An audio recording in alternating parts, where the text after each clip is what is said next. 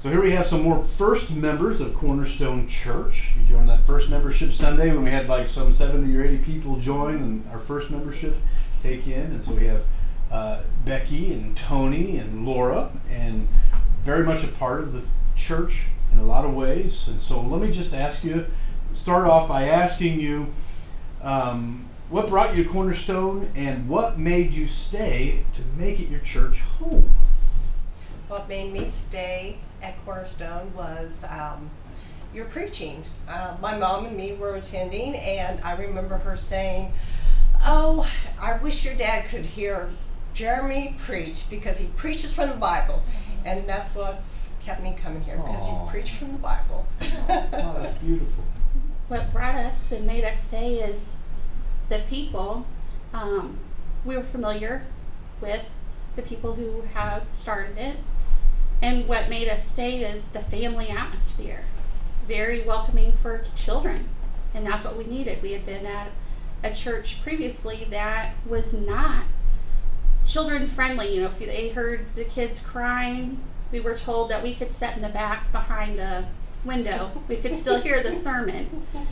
That was not a place for us. So whenever we do hear little ones, you know, crying or talking or whatever, it's like, okay, that's fine. It's for family. So let me ask you this.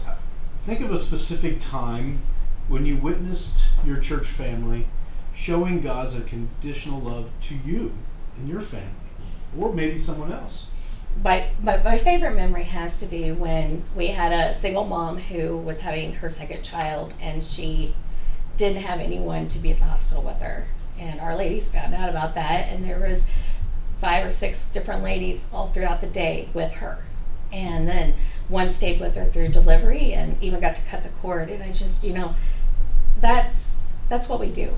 We take care of each other. And that's just one of my favorite memories. Well, you get the message, I don't know if Laura or whoever puts it on the ladies' page. This family needs this. We've set up a meal train. And I think within minutes it is filled.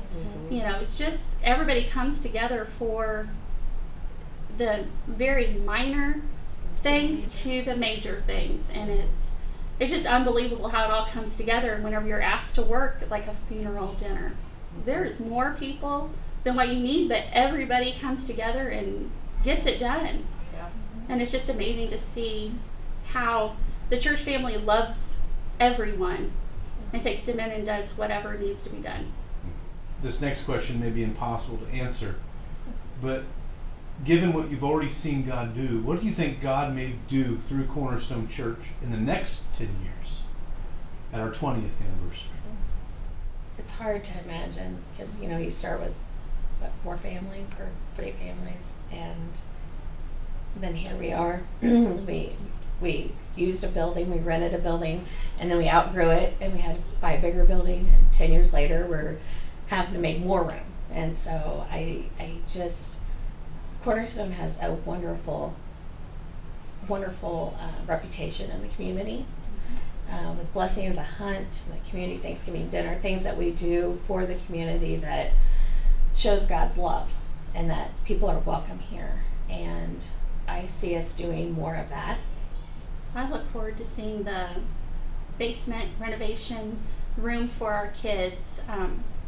You know, we always make do with what we had because on the Elizabeth Street location, that little room, and when you're sitting out listening to the sermon, you can hear the kids in there, but you just smile because there's children there, and that's what we want.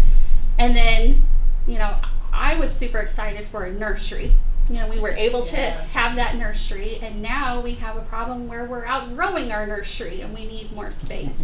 And so having that extra space for the kids to go and learn will be amazing.